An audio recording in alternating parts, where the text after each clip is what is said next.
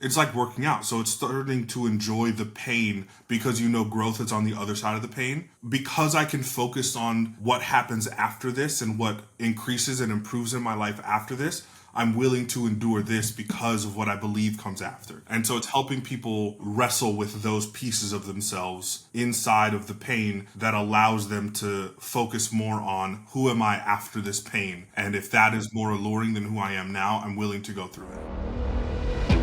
Welcome to the Young and Driven Podcast, where we explore the world of entrepreneurship. Join us as we dive into the nitty-gritty of what it takes to start, grow, and scale a successful business. We're on a mission to share our experiences, failures, insights, and advice with others. Whether you're just starting out in your entrepreneurial journey or you're looking to take your business to the next level, tune in and join the conversation about what it takes to succeed in the world of business. We going full throttle.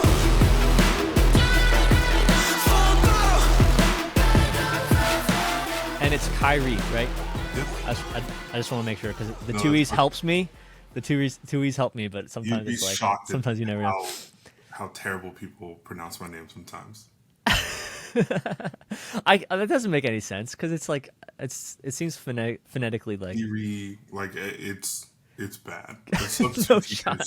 fucked up. So to the point where now when I, like, if I'm ordering somewhere and they ask me my name, my first name's Raymond. So I just tell them Ray. And anytime I'm with someone who doesn't know that that's my first name, always looks at me crazy, like, the fuck you just telling them a random name? And it was because people kept fucking up Kyree, so I just say Ray now as like a default. That's crazy. Wait, okay, so first off, welcome to the pod. That's a scuffed intro, but I don't mind it. I'm all about this. I'm sitting here with Raymond Kyree Oliver, who's a Facebook ad. I'm going to say you're a guru, because I think you have metrics that no one can really no one can really say for themselves. Like, the amount of money that has gone through you and your business, and the amount of money that you've generated, I think a lot of people would be jealous of. So there's a lot of stuff that I would love to learn from you today. So why do you go by Kyree instead of Raymond if it's your middle name? So actually, I used to go by Raymond in elementary school because I got made fun of for having a unique name. So because I got made fun of, I think it was in kindergarten, for having a unique name, I actually went back and was Raymond throughout elementary school. And then I think I just got comfortable with it. But, like, nobody in my family at all calls me Raymond. I think my dad... Raymond gets straight A's, but Kyree, he's a cool guy. He gets tats. Kyree was it was better. Once I got comfortable with it, it was just better. And then I also, I believe I look and act and sound more like a Kyree than a Raymond.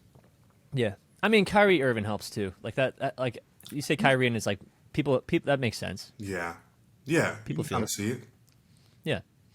Anyway, welcome. Thanks for coming on. Thanks for spending time with me. Of course. I want to ask first, just give me a little rundown of your history. What got you into, I'll get into your makeup and your value system as a person, but what got you into the Facebook ads business? What has that business been like for the past few years? And I really want to kind of dive into like your perspective on the future of it and your future of what Meta's doing. And what ads are going to look like in the future. So give me just a rundown of like your background and how you got into it. Yeah, so I started doing it for a friend of mine. So this is the end of 2015. I got into Facebook ads. And it wasn't like, dude, it was a wild, wild west back then. You can kind of just do whatever you want. A little bit insane. And so I started doing it for the friend. He had hired another company, and they were terrible. And they were essentially, I guess, scamming him. So they were buying him followers from third world countries and then having them follow him on Facebook, like some of his posts, and then never do anything again. And so I started doing it kind of as a, hey, these guys suck. Let me try to figure it out for you. Pay me $500 a month and I'll do it for you. And in the first year, we built him to, it was over 180,000 followers on Facebook. And then I don't remember how many on Instagram. But Facebook was our main platform. We were spending like $2 a day on Facebook ads. Like, it was super, super cheap. Maybe $3. And so I just started looking probably about 6 months in. I was like, we're using it to build a brand. Can I use it to sell products for people? Because I know that that's where people are making money. So I actually don't have a marketing background still to this day. Never read a marketing book.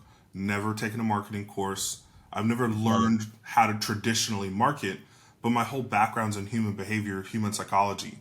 And I realized that marketing was an area in which I could implant that knowledge to better understand how a consumer thinks, why a consumer is going to do something, why we as people, just how we view ourselves, the world around us, and then what crafts those views, and to use that to kind of help write the copy and produce the type of ad campaigns I think people are going to respond well to. Yeah. I love that. Yeah. And so what were you doing beforehand? Like, were you, I'm guessing you seem like you got to be a fitness guy. I was playing college football. Yeah, that makes sense. Yeah. What college did you go to? University of Idaho. Nice. Nice. What position? I was a left tackle for the most of the time. Then I started playing center a little bit, but mostly left tackle. Which one's harder? Center or left? Way harder.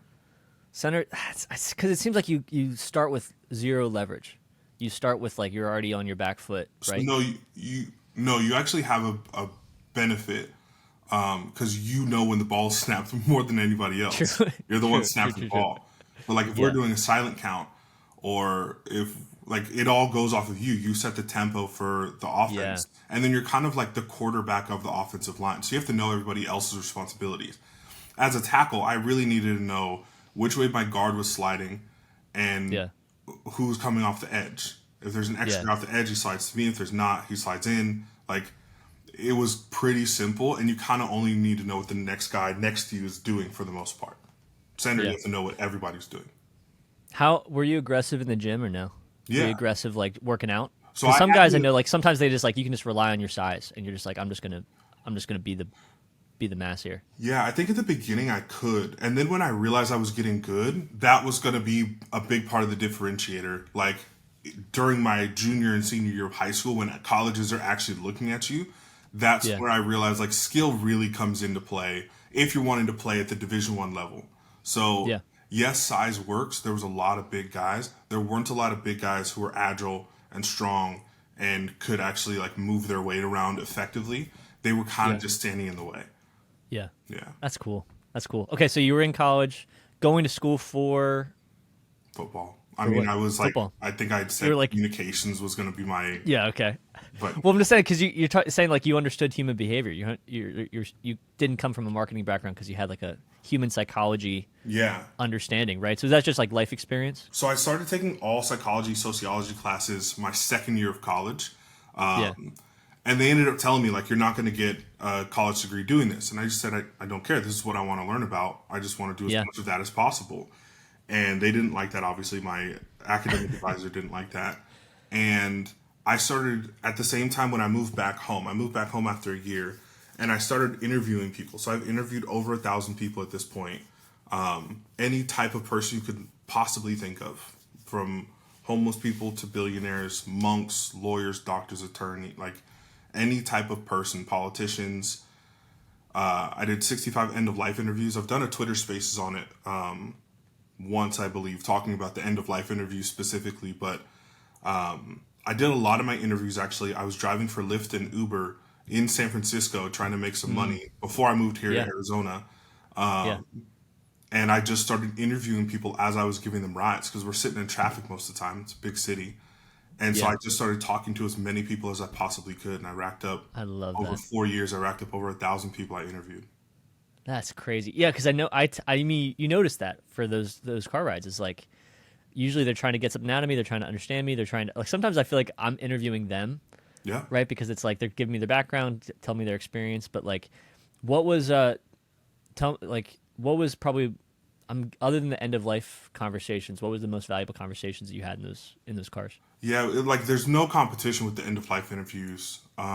Just because like you just know what you're going to think about at the end of your life after you've talked to enough of those people.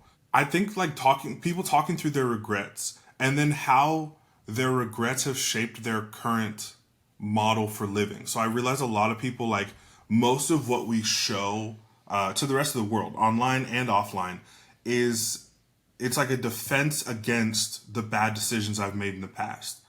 And then that shapes so much of my identity now. Like I have to say this about myself, or I have to have this opinion or this view because it helps me reinforce the story that I have about why I ended up in the position I ended up in life. And that goes from homeless people to the most successful people in the world. Like I realized that our identity is made up of a bunch of stories. So now, like, that's a big part of what I implement when I do men's coaching, like for entrepreneurs specifically.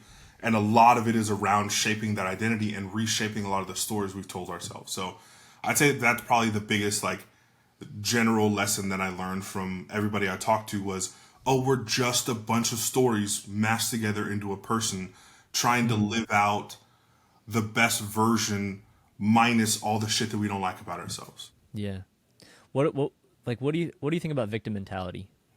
Because that goes into it a lot. Oh, I understand it. I also think there's a lot of hidden victim mentality. Like, it's not as front facing as they did this to me, therefore my life sucks. A lot of it's therefore they did this to me, therefore I went out and got super successful because fuck them. That's still, I think, a victim mentality because they're still an enemy. It's vengeful. Yeah, I got asked on a podcast a week ago, what was the pattern that I recognized with the happiest people I interviewed? The people I really believed, like, oh, this person loves their life. They actually enjoy this thing that most people are trying to figure out how to enjoy. And I don't know why, it was the first thing that popped in my head, and it's still, after thinking about it, the most true thing. The happiest people I met didn't have an enemy in their story anymore. The story they told themselves about their life experiences, there was no villain anymore in order for them to be the hero. They realized that I'm allowed to be a hero without there being a villain in my story. Or, I think the best conclusion that people can come to is that I was actually the villain in the first place. I was the person telling myself why I couldn't do the things, why I had to be this way, why I had to go prove them wrong. I was the person actually doing that to myself. I love that. Well, and there's a lot of that superlative conversation. I think once you get into the mental framework stuff, that motivational mindset, and the belief systems that we have in ourselves, those can be told by anybody in any way. Like, I mean, on some level, people like Andrew Tate are talking about it, right? So at the top levels, Patrick Bet-David, like, you can go to Tony Robbins, and this is what we're talking about. What do you use to bring it down to earth for the people that you mentor, where you have someone that has heard those things, but it still doesn't hit home? Like, what's the differentiating factor on, like, how it connects with one person to another person, and when it actually starts to sink in? Yeah, so that's the thing, is it's very contextual. I just yesterday I had one of my clients who's heavily academic, very, very smart. He just kept asking me when I would bring up a concept, cool, what book do I need to read? Hey, I think these are some of, like, the shifts in your internal conversations you should be having. Yeah, what book can I read on that? Like, this is going to suck ass for you because you can't read it in a book, because a book can't give you context. You get it through difficult conversations with me, and then the resulting difficult conversations you have to have with yourself. I think we can spark some of the conversations, we can spark some of the ideas on our actual, like, coaching sessions, but then the conversations you're going to have in your own brain about our conversation afterwards are what's actually going to change you longer term. So I think people have a really difficult time with just having to sit there and have difficult conversations with themselves. And so I think context is what makes the difference. Like, I can hear how you've become who you've become, and then I can help you attach a better story about what made you that way than what you're currently telling yourself. And if you can actually start accepting that story, after I start, like, it's kind of like sales, after objection handle. After I help you write a new story, now I'm objection handling as to why you're not allowed to believe that. And as soon as I can start breaking through the objections, you're actually able to accept the new story and have that start being your new operating system. Yep. Yeah. Yes, and on that, like, I see culture in general, especially with content, it's shifting for, like, a done for you versus, like, a done with you, or even done by yourself. Yeah. And it's like everything you're seeing is like 5 steps. This is how you do this. It's point A to point B, guaranteed to get your results. And a lot of times people try it, or people just, like, don't believe it, or they breeze past it because the reality is that it requires that kind of context that you're talking about. A lot of ads are based that way. A lot of ads are functioning in I'll solve all your problems by giving you the information, when there's so much more that goes into it beyond the information, and there's so much more that goes into it beyond just, like, the systems in place, right? Yeah. what separates, how can you do what you're doing from a one-to-one perspective in a coaching model to a one-to-many? How can you help that translate even more to help people understand that context is required? Yeah. So I just signed on with a company to help me manage like the production creation of a course that I put out. I was filming the videos right before my daughter was born, and then she was born, and then we got married, and then we had another kid, and like it was just enough things got piled on for me to not make the videos for the course. So I'm actually like working with this company to start kind of telling that story and then actually producing the course for me as well. And I think that's probably the better model for the one-to-many, explaining through it that this isn't all the context that there is, but this is as close as I can get you without seeing your face, knowing your name, and knowing like anything about you. It's how I had to really dig into how do I formulate these conversations in my own head, and how did I without anybody else's input? How did I start asking myself the right questions? And I think once you hit on a question, you're like, oh, fuck, that didn't feel good. Okay, what do I actually think about that? How do I actually feel about that? What made that come about? And when you can start that process for yourself and then it's like working out. So it's starting to enjoy the pain because you know growth is on the other side of the pain.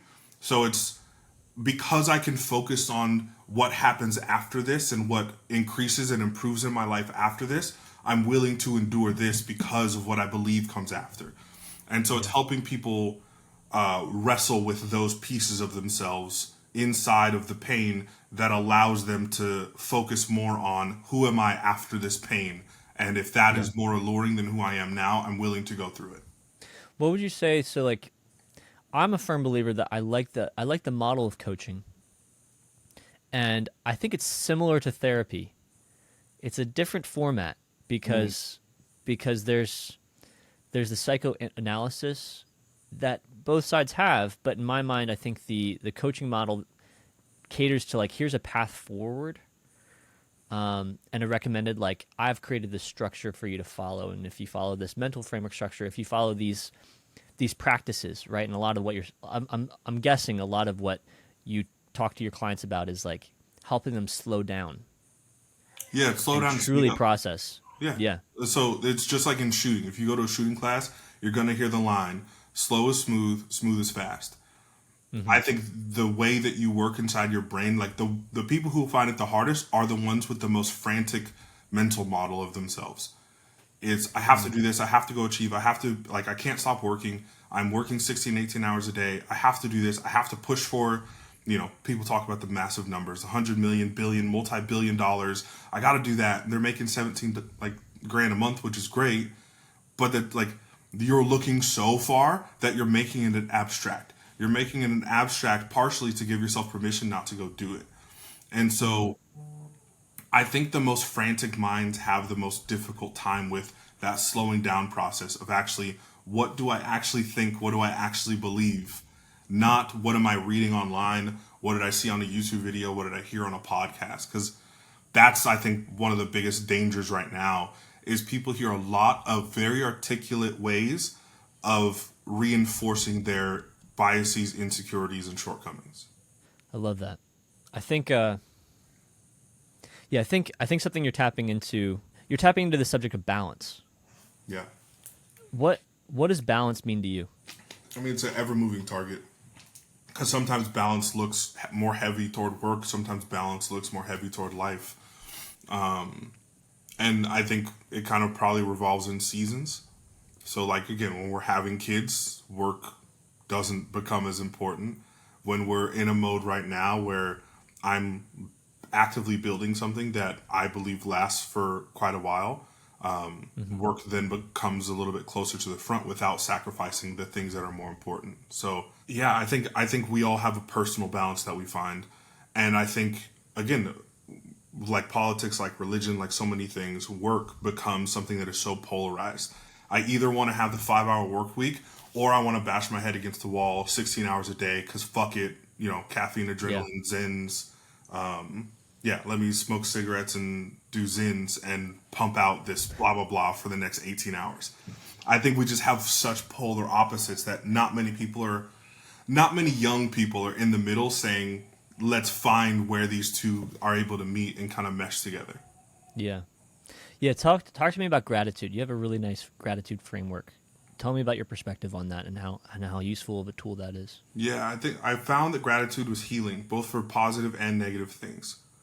And maybe even especially for negative things. I found that when I was able to become grateful for negative things that had happened, only then was I actually able to move through them. Even if I thought that I had healed from them, that I had done, something to not think about it all day long anymore, there was still like this harbored knot in my stomach. If a certain topic was brought up or if a certain person was brought up, still feeling that like, oh yeah, fuck that guy.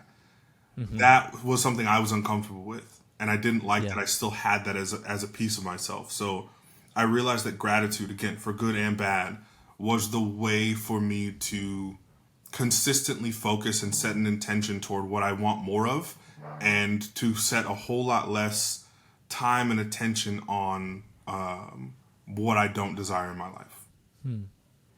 What a lot of what you're saying is so religiously based, and I love that.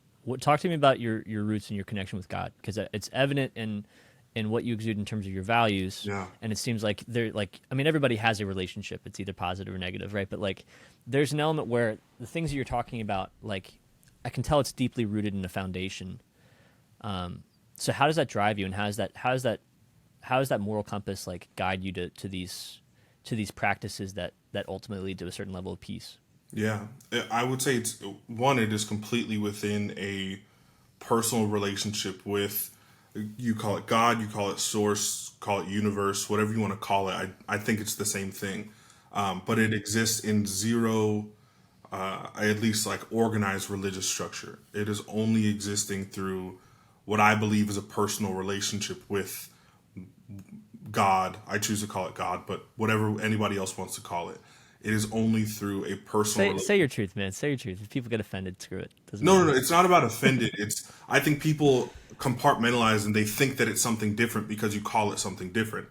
Yeah. If this thing is the all-powerful, what created, what is doing, what is acting through and in all of us, then it is the same thing no matter what you call it. It rose by any other name, right?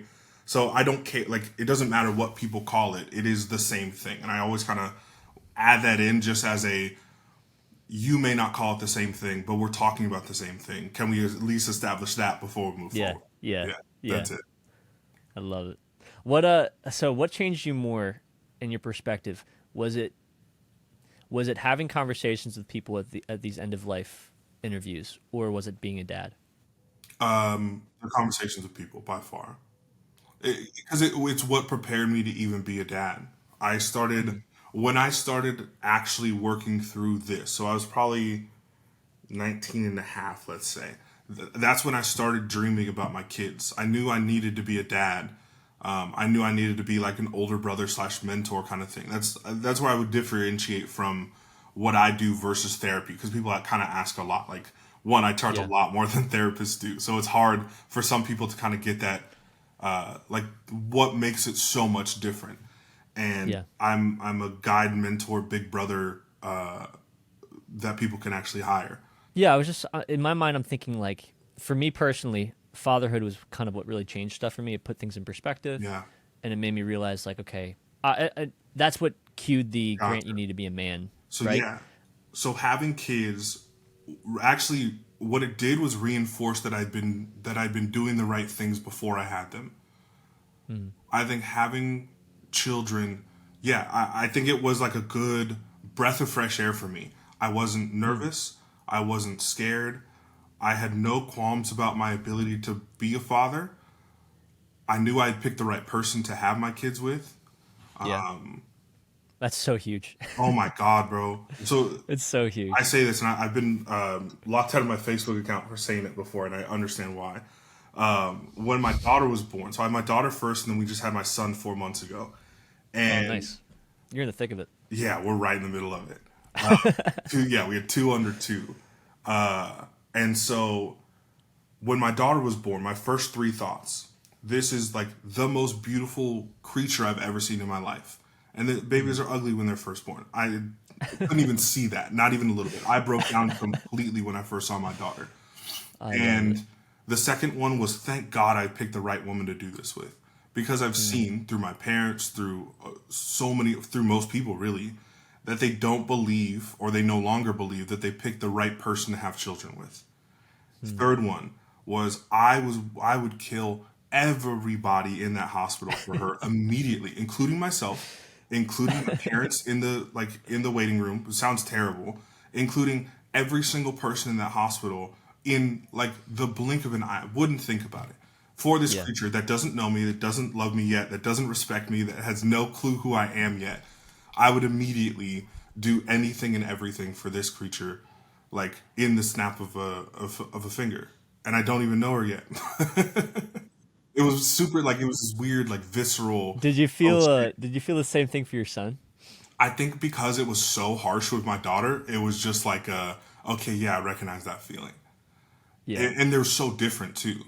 Having a boy versus having a girl is very different. That's the only thing I was scared about. Not becoming a dad, but having a daughter was super scary to me. And then as soon as she was born, I was like, yeah, that's what I needed, huh? Yeah. Like I needed because little girls have this way of softening you in like that nothing else is able to. My wife couldn't. Yeah, it's the genuine best. It's my Oh like my I wouldn't have minded like sorry sorry to my son who's gonna listen to this at some point, but like I wouldn't have minded if I had all girls. I Yeah. wouldn't have minded it. But like I like that I had one of each. I had a similar thing where like immediately after my daughter I was like, you know what, this is it. And this is awesome. I'm all in. I love baby mode. My son I was like, you know what? I like babies, but Yeah. See, I needed a boy too. That was actually like I knew I needed a son. I like with Yeah. what I do in the world, I have to have a son. There's just no Yeah. way to not. And so my wife and I even had the conversation of like, how many girls we have to have before we make sure that the next one's a boy. So we were like, if we have 3 girls, that fourth one, like we're putting that thing in a tube, and Yeah. we're making sure it's like we're picking that one's gonna be. You're adopting at that point. You're adopting. You for can sure. choose now. Like, You can? Yeah. Oh yeah. What? They can pick like the sperm with the right chromosomes. Oh, that's crazy. And make sure it's a That's boy. crazy. Yeah. That's crazy. Yeah. That's we would awesome. like that would be 100%. I just knew like I need to have a son. I do so much work with young guys that I'm not related to and that I don't get 24/7 with. You know what though? Like you're also your perspective is like, I think you can because you have an understanding of how to treat women, right? And what respect looks like, what masculinity looks like, what being a man looks like, and what that represents, and that there's actually honor in it, there's power in it, there's a meekness required, right? There's a humility required in it. I think because of that, you're able to approach like I think you'd have just as much authority if you had all girls. Because sometimes like those are the one where I'm like, man, you really know what it means to protect, and you really know what it means to Yeah. respect, It's how to relate. and you really know what it means to sacrifice. This is the thing is that a son is now a mirror for which to look at yourself. So this is what I get to look at from my son. I get to see who I could have been earlier, better, differently if my father was who his father is. So because like a lot of most of the things that I know, handiwork, how to fix a sink, how to fix a toilet, how to fix a car, any of it is from YouTube. I didn't learn most of what manhood looks like from a dad. And so part of this now is I get to give my son the gift of that and then get to see a reflection of who would have I become had I had that as well. Now I don't have any room, like I don't harbor anything negative about it. It's made me now who I am. I know people say Let me ask you about that because you're talking. We were just talking about forgiveness. We're talking about being the hero of your story without having to have a villain. Would that be the thing that you had to overcome, of your father in that relationship dynamic, right? Or and like being like I have to now be the father to my son that I didn't have. Yeah, it was a big part of it. I'm assuming a lot in there because I'm not sure what your relationship was like with your dad, but No, it was a lot of it. We didn't speak for like 5 years. And it was sort of kind of on the back of that. Like, you didn't really set me up for success here. Like, I got to figure all this out on my own at 18, 19, 20 years old. And I just realized, like, oh, I don't have the tools for this. Because, like, you can't teach me financial literacy. You can't teach me how to have positive relationships. You can't teach me how to, keep the same job for a long time.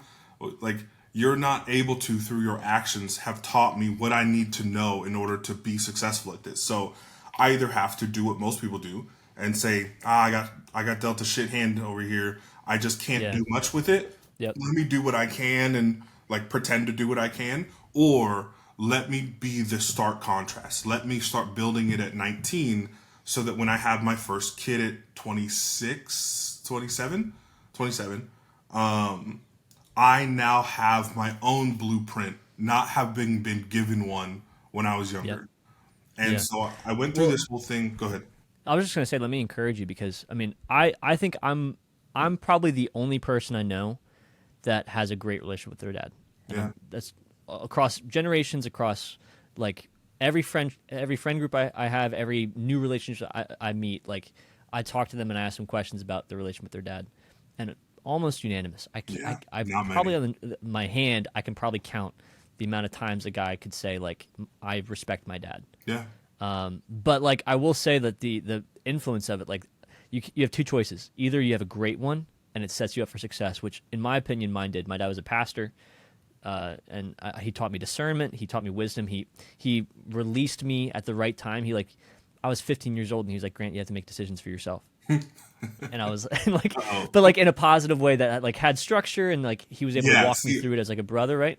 Our and that was version like of that was beneficial. like, So our version of that, real quick, was being like 8 years old, and hey man, we need something from the grocery store. Walk through this field of homeless people, and like don't get hurt, and come back and give me my fucking change when I get back. Don't buy a gumball. That was like our son. You need to do things on your own. Like walk to the grocery store, all the scary homeless people in this fucking field, and come back to this creepy apartment building. Yeah, so my dad wasn't out of pocket like that. It was helpful in a sense of like, you can imagine like the religious background. There's a lot of structure. There's a lot of like, it's sheltered, right? Mm-hmm. And so like I think he was also kind of against that too, because he appropriately like helped me kind of discern through things and think through things and be like, hey, you engage with this. How do you feel about it? What are your thoughts on it? Do you think it was a good thing or a bad thing? How did it make you feel? That process, super beneficial for me, and I feel like really shaped me in my perspective and my value system.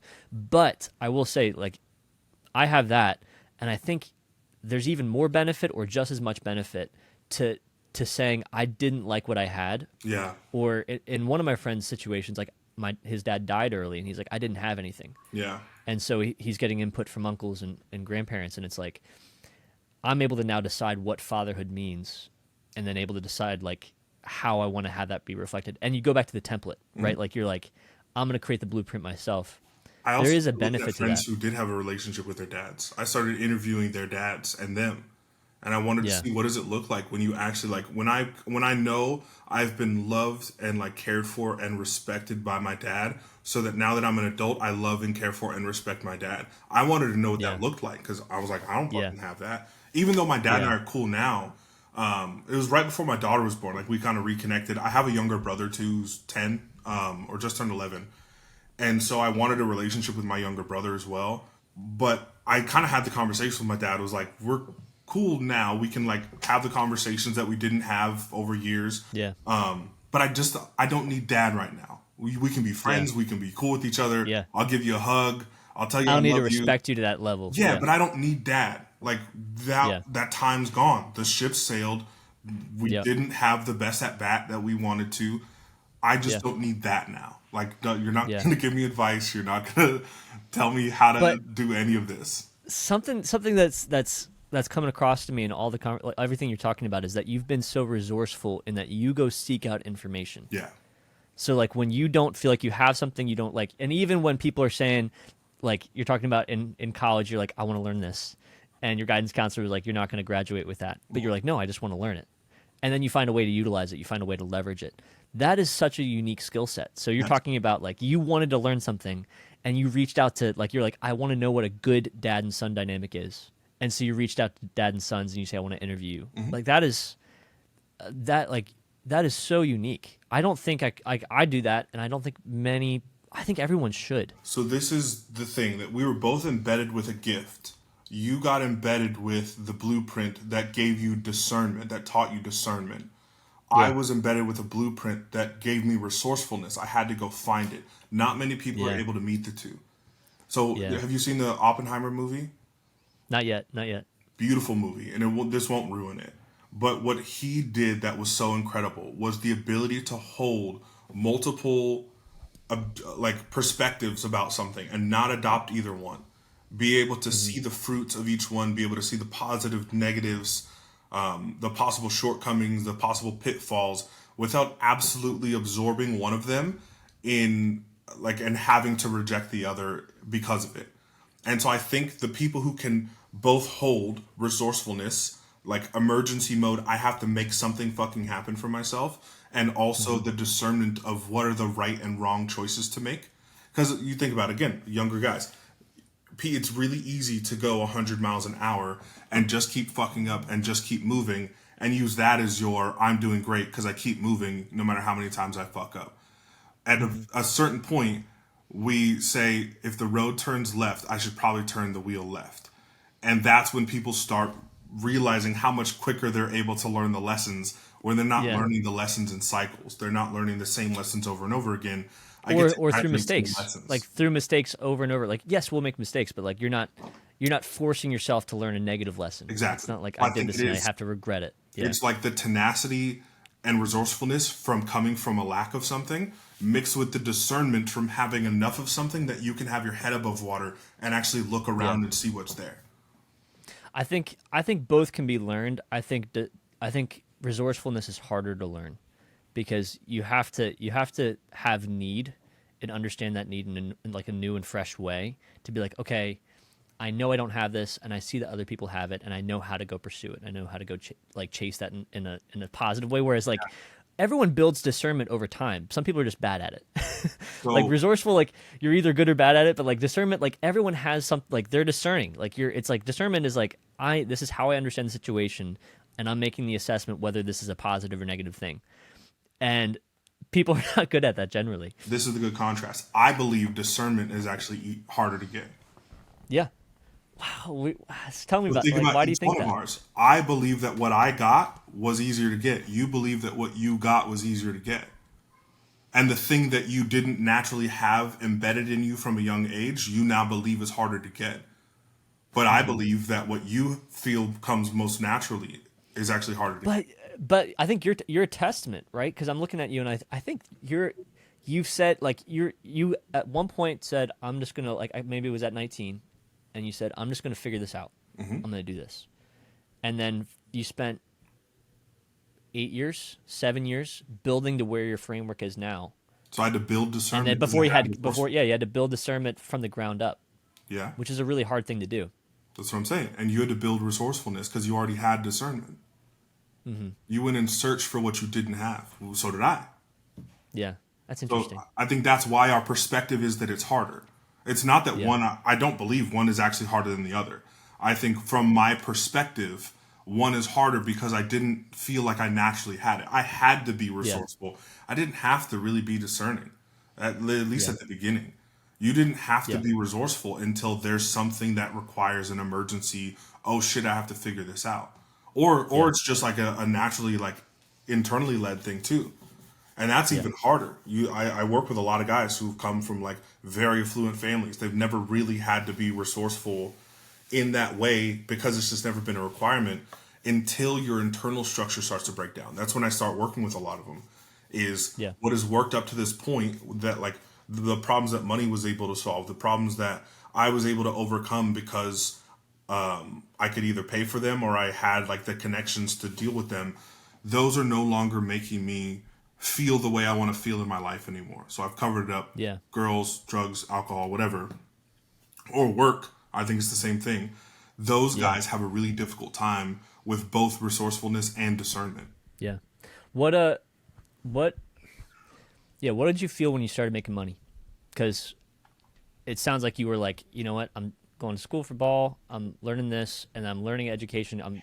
You're hustling, you're driving, right? You're having conversations. You're discovering that you like that, and you're discovering that you have a skill set that translates to advertisements and translates to marketing in an organic way. Things started churning. You got success for your first client. Like when money started coming, what was your gut reaction? Was it like, this is a positive thing? Was it like, oh man, how do I spend it? Was it like, I don't know what to do with this? Like, how did you respond to that level of success? I mean, I would say the first 3 years of my business, so like all of 16, all of 17, and probably most of 18, I just spent everything I made. Like I never ever had money in my account, and I was still, by 2018, I was at probably the 10, 12, 15 grand a month mark, and it was still gone at the end of the month 100% of the time. It wasn't that it was sometimes, it was every single month. So I think, And was that because you liked? Did you like? Were you addicted to the? I have to make something happen. No, I liked. Was you addicted to that so I mentality? think yes. I think subconsciously yes. I liked the emergency mode that it put me in. Again, resourcefulness. It put me in a mode that I was very comfortable with. The discomfort of, I don't have any money. What do I go do? And that's actually that's what made me go work. That's what motivated me for a long time. And now I'm in a spot where thankfully I don't have to use that as my fuel. I don't think that fear is a good fuel, but I used it for a long time and it worked for me for a long time. So I continued using it even after I was successful. I think a lot of it was being able to do now what I never got to do as a kid. We didn't eat at nice restaurants. We didn't get to travel. We didn't get to be frivolous. We didn't get to buy the cool things that we wanted to buy. So being able to do all the things that I just didn't know were going to ever be available to me, I think became part of the addiction. It was, I now have this abundance. Like, even my wife now, she gets so mad. I don't eat leftovers. We ate leftovers fucking 4 nights a week when I was growing up. I hate it. It's gross. I don't want to do it. So I legit do not eat leftovers anymore. And she knows when we make something, if there's food left over, kids, her, my parents can eat it. Friends can eat it if they're coming over. I'm not eating shit that wasn't just cooked. And it was like, I swear it was like a trauma response from childhood where I had so many leftovers. I don't do that anymore. And we were talking, some of my friends were over.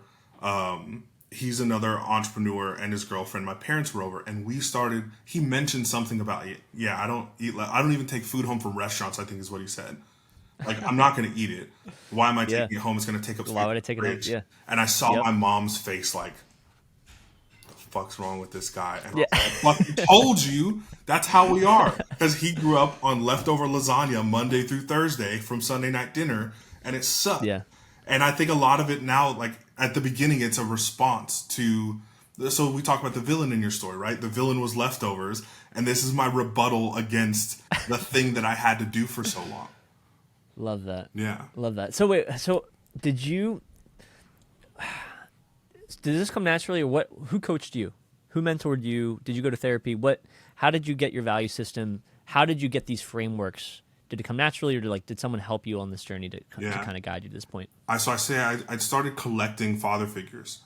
Probably around the same time I started interviewing people. I think I was accidentally doing it before that. It was friends, dads, it was uncles, it was coaches, it was teachers. Yep. I just, I think I saw, and I didn't know that I saw it, but I have a story from 6 years old. I don't think I have the time to tell. No, I don't. Where I kind of realized, maybe subconsciously, my dad wasn't going to be the one to teach me how to do this thing. And so I need to learn how to do this thing. How do I go learn how to do the thing? So I think that's where resourcefulness came in, was I just, on accident, started watching friends who did have good relationships with their dads. Again, coaches, teachers. And then once I got older, I was able to start kind of selecting mentor types to do this with me. Yeah. And now I'm able to be that for other guys too.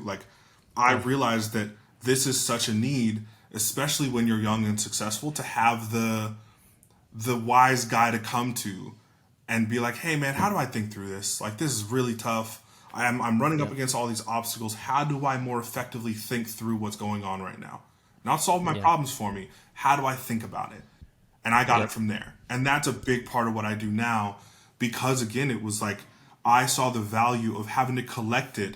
But my dad in my head is made up of probably 30 men throughout my life that have kind of stepped into pieces of that role for me. I love that. Yeah. And I think that speaks, everyone can relate to that. And in my mind, I have a dad, and he's a great dad, right? But I still get coaching, and I still chase those father figures, right? And I still chase and you say father figures, but really it's just it's mentor. Yeah. And I think there's an element of discipleship that's just required for success in any way. I see a lot of younger guys, and a lot of younger guys kind of chase the peer thing. Let me find my group of people at the same level as me, and we're just going to hustle together. And I'm like, awesome, good, have that. But you need people that are 10 steps ahead. Yeah. And 5 steps ahead. So not just people that are 1 or 2 steps ahead. Like, you need people that are like to chase. That creates it requires humility that most young guys, especially if you make some money, do not have access to. I can't tell you how many people I'm listening to a young guy talk. There's a few of them that are on Twitter. They live here in Arizona that I've done this exact same thing to, and I fucking cackle every time I do it. Where they'll talk about the things they're doing. I'm ripping and running, girls, cars, whatever. And I just dropped 70K on this, and I just dropped 30K on this, and I joined this business mastermind of a bunch of really fucking successful guys, and they're going to make me blah, blah, blah, blah, blah. I say, who do you talk to, like, for your personal work? How do you become a better person? Yeah. Yeah, I haven't really focused on that yet. And my immediate response, every single time, they'll talk to me about why they're not doing it, and I say, I can tell. And they go, what do you mean? And then, like, the insecurity pops up. It's like, what could you see in me that told you I don't have somebody to do this for me? Then the second part always comes up, which is my favorite.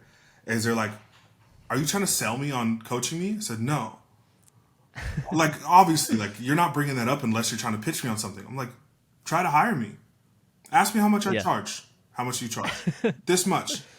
Okay, I'm going to hire you. No, you're not. You can't unless you're ready for it. You genuinely, I'm not taking your money. I'm not working with you unless you're ready for it. What I'm trying to do is show you where the lack is and that it's noticed. You don't think it's noticed because you surround yourself with peers, or you surround yourself with subordinates because you have a business. You surround yourself with clients and people who are equal to you. You don't have anybody you view up here, and that's part of the problem. Nobody can tell you your shit stinks. Nobody's allowed to tell you your shit stinks, or what do? You completely cut them off. Yeah. Yeah, and it's just pride. Yeah. It's pride. Do you think it's possible to find that level, to find success to that extent at a young age and not be prideful? Have you seen that happen to anybody? Yeah. One of my clients actually, like, his problem is not pride. Not even close. And he's the second highest net worth individual I've worked with. And does it go the opposite side of, like, insecurity and self-pity? Not pity, self-doubt a lot. Lack of feeling of deservedness. I did this on accident. I got this because I was lucky. So it's the exact opposite problem. And I find that a lot of my clients kind of fall into one of those two categories. It's either massive, massive pride that we have to sort of, like, make you run into walls a little bit, or it is, I don't believe I deserve any of this that I've built. And how do I start reshaping those stories? So it's guys on both sides of the spectrum that I'm helping in some ways come to the middle. Yeah, I love that. That's so great. Okay, I want to be sensitive to your time. Thanks so much for being with me. We didn't talk about Facebook ads at all, and that's what I want to learn. We can talk about. We'll have to get another conversation. Or I can come back on and talk about Facebook ads. This is so much more interesting to me than Facebook ads. I know. It's like you have such an interesting background that I just want to learn about, and I'm just like, man, because I see it in your content, and it exudes in your personality. Yeah. And I think for anybody that's listening to this, just go follow him. I think you're going to be benefited from having that content. Just your feed is filled with so much crap. And I think any young guy, if you're the majority of you are following girls, and you're following guys that you're liking their lifestyle, you're liking their ego, you're following them for the Lambo, you're following them for the aesthetic. And even if it's a gym space, you're following for the aesthetic. The reality is you need content like this in your face that encourages you to think and encourages you to take a second, pause, and recognize that you are on a path, and you need to decide if the path that you're currently on is the one you should be on, and is the one that's going to lead to a place where you're going to feel like you have respect for the people around you and you're proud of what you're accomplishing. I love that that's what you represent. I mean, your bio says, I help men have uncomfortable conversations with themselves. Like, that is powerful, and I think that needs to be broadcasted more on social media. So, give him a follow. All this stuff is going to be in the show notes and the description. So, really appreciate having you on, Kyree. I feel like, I think a lot of people are going to be benefiting from this, and I think I wanna talk to you more because it serves my soul, and I love thinking like this. So Likewise, appreciate brother. you. Yeah, thank you again for having me on. Yeah, absolutely. All right, man. We'll talk soon.